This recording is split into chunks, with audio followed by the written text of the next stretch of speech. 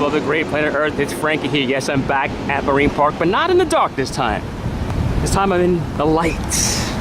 And I'm taking a walk to bring you with me to show you the Lott House. And Lott House, reportedly, is the only Dutch farmhouse in Brooklyn that's still on its original property. Let's have a look-see. Years ago, when I was a kid, I attended the Marine Park Junior High at lunchtime and at gym time when the weather was nice. We would be outside here, and the people would jog along the path. And as they would jog along the path, we would chant to them the "Getting Strong Now" theme from Rocky.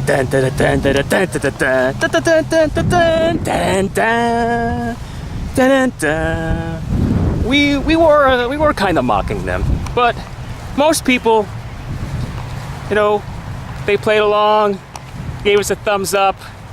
They maybe did some punching, like the Rocky punching. Other people were not as impressed. They gave us a different finger, yeah, and they verbally expressed their displeasure. So, good memories. I'm looking at the man in the mirror. Woo! I'm asking him to change his ways. Come on, change. And no message could have been any clearer. If you want to make the world a better place, take a look at yourself and make that change.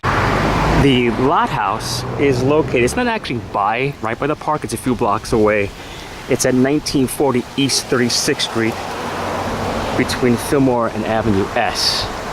I don't know if it's open for business. I don't see any signs except for the ADT, but this is the last Dutch farmhouse in Brooklyn on its original property.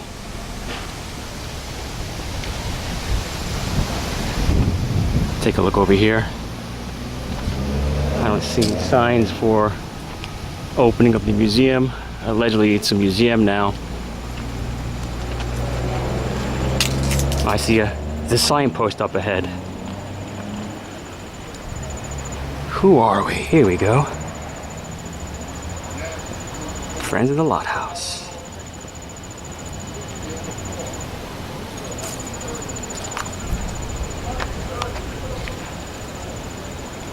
So the story goes that the reason why the house is set so far back from the street is because when it was first built, there weren't any streets.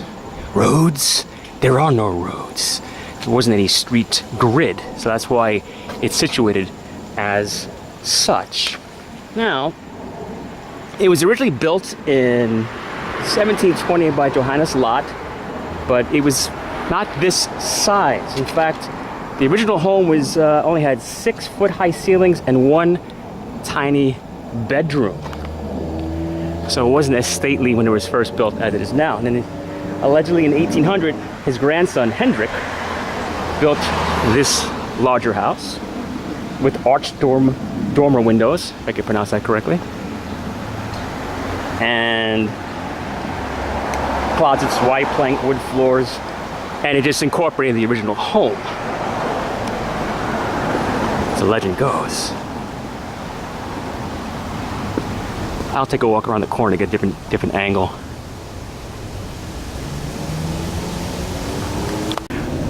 All right, so I walked around the corner to get a different angle. Hey, you got a cat over there.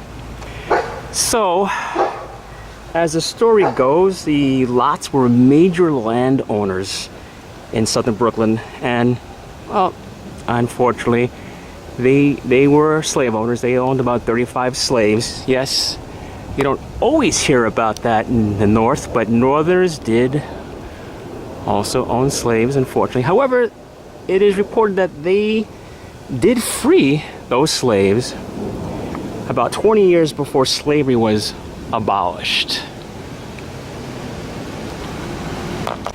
It is reported that in the 1920s they had to sell up much of their property, and they occupied this house until into the 1980s. Then it sat vacant and the interior deteriorated. Again, as you can see that how far back the house sits on the property. This is not typical of houses nowadays, but again, this house was built before there was any property lines, so that's why it sits so far back. And with that, the house was landmarked in 1989, but then even though it was landmarked, some land developers were offering $1 million if they could destroy the house. How crazy is that? Let's destroy a landmark house. Crazy land developers. So the house continued to fall apart as that legal battle ensued. But then in 1997, the Historic House Trust won control of the house, and allegedly they restored it and have made it into a museum, although I don't see any information. On that sign I read before, it did say something about going to a website, which I'll post, to make a donation. I will do some research into seeing if the house is open for museum tours. But until then, let's remember the words from that famous song. You learn from the past, you work towards the future, and don't be a slave to no computer. But the future of man is in your hands.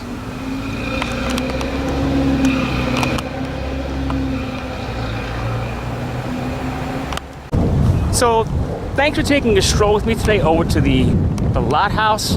I know it was a brief encounter.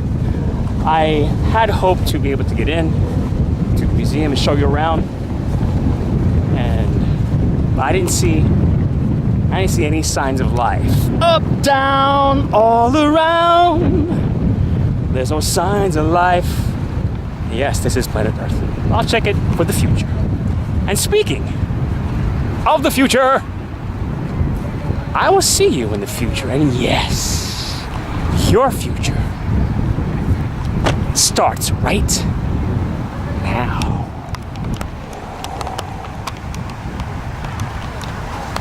The future is yours.